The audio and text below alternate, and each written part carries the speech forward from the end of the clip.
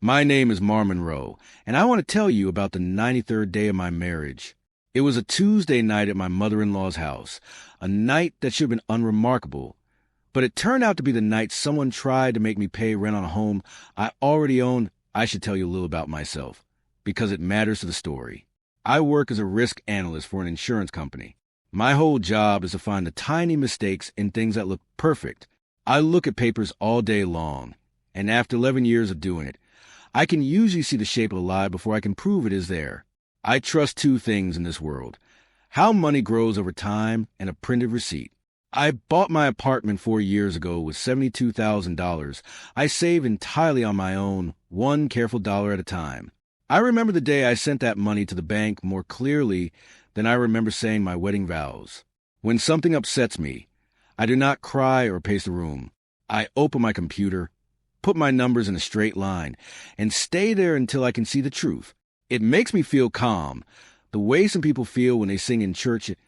So when I tell you that I did not see what was happening in my own marriage, I need you to understand that I am not a careless person. I missed it because just once I decided to stop checking everything. I told myself that love did not need to be double-checked.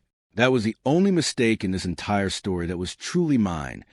Wade Monroe was easy to be around. He sold medical tools to doctors and could talk to anyone like they were his oldest friend. He never seemed worried about money, at least not when I was watching. We met at a backyard party and married 14 months later at the courthouse with 11 people present.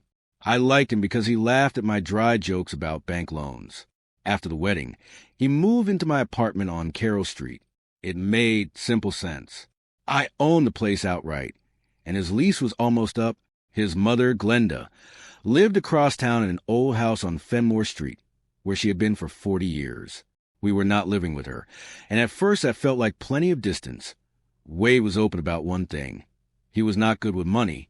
He let his mother handle his taxes, his car payments, and his insurance. He talked about it like it was an endearing little habit, rather than something unusual for a grown man. I noticed it. I noticed everything. But I thought a man who let his mother do his paperwork was simply lazy. It never crossed my mind that he would one day put someone else's name on my front door.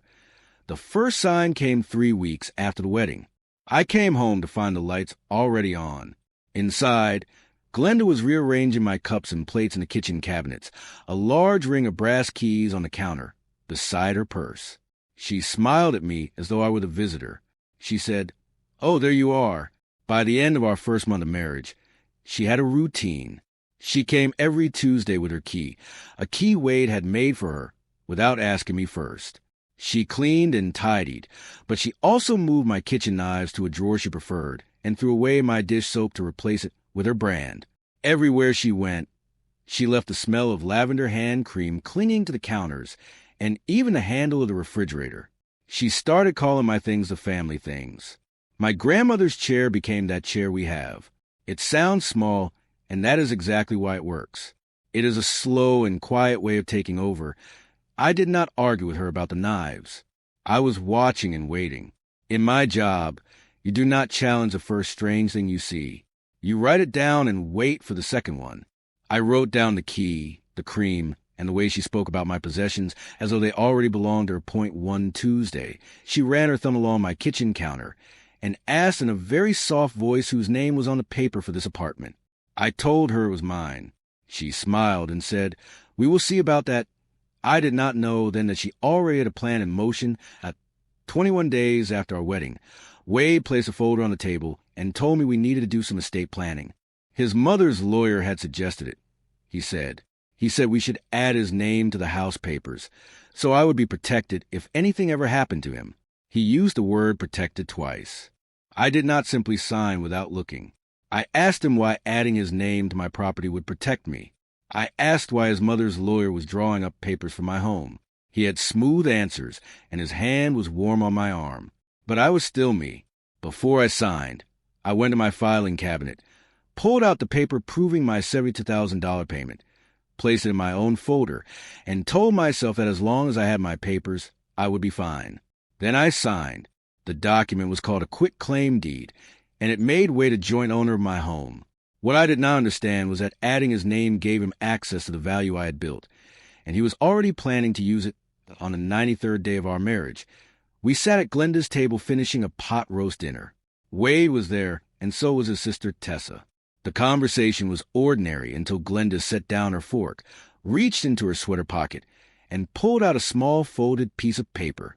She smoothed it flat on the table with 2 fingers and pushed it toward me like a restaurant bill.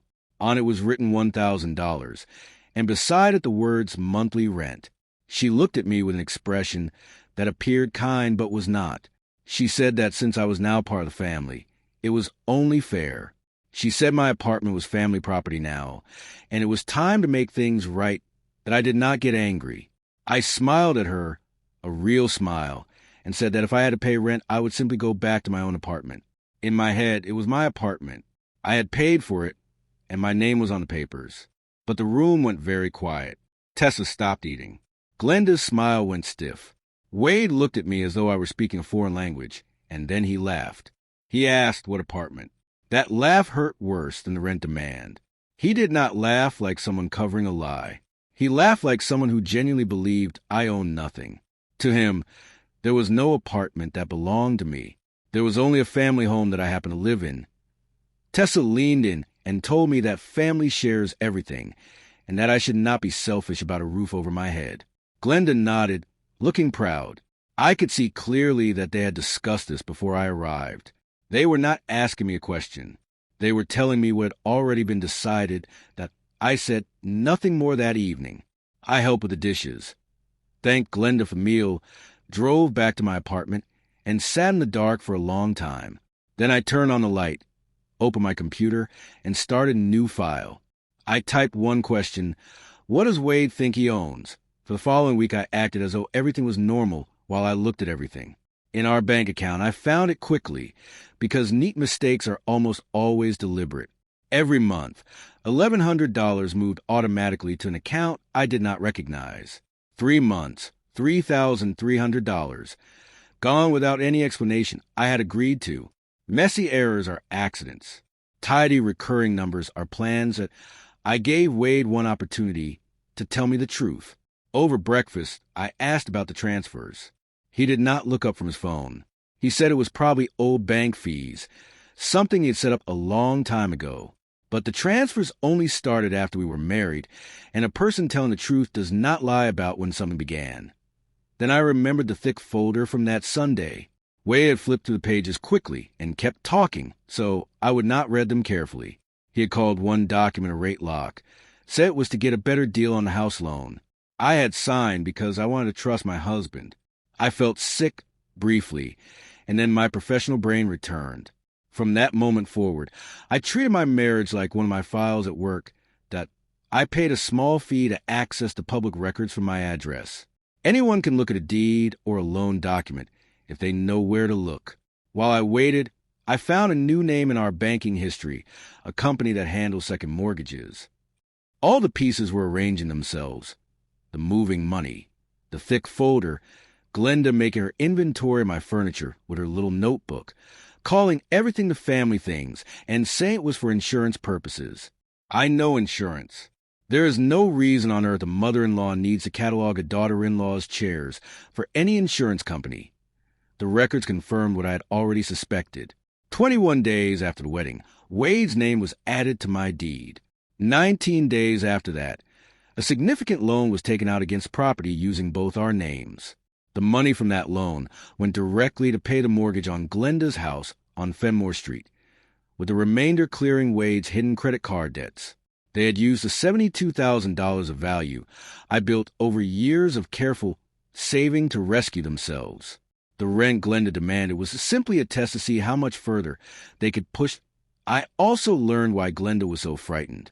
A letter she had left in her bag revealed she was close to losing her house. She had lived there 40 years, and she was desperate. She looked at my apartment and saw a solution to her problem. I felt a moment of genuine sympathy for her, and then I remembered how she had walked through my rooms writing down my belongings in her notebook. You can feel sorry for someone and still refuse to let them pull you under with them. I went to see a lawyer named Karen. I spread all my papers across her desk. She told me that because I could prove the original $72,000 was mine before the marriage, we had a strong case. She said we were not asking a judge to be generous. We were asking a judge to do arithmetic. She asked me whether I wanted to fight or whether I wanted to win.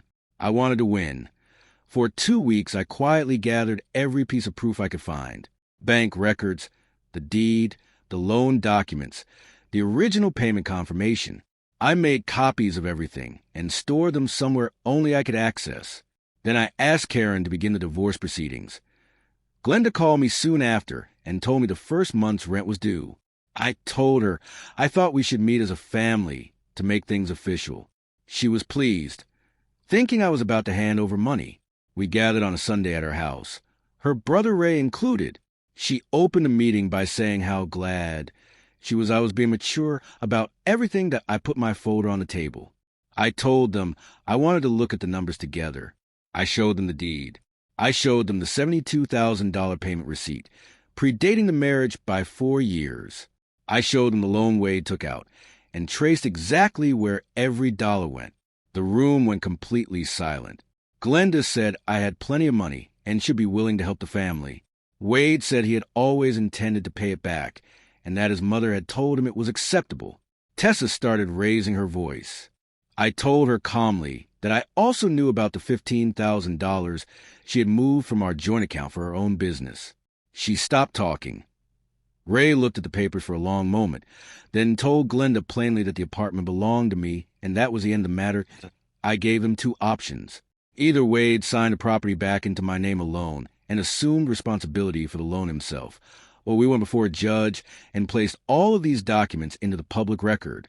They had until Monday morning. Wade signed that week. He did not want a courtroom looking at his paperwork. I changed the locks on Tuesday. I told Glenda she would not need her key anymore. The lavender smell left slowly, and then it was gone entirely. My apartment smelled like itself again. I sat at my table in the quiet and felt something settle back into place. All the numbers were where they belonged. Keep your receipts. Keep your papers somewhere safe. People who love you honestly will never mind that you do. People who do not will always try to claim what you have built the moment they think you are not paying attention.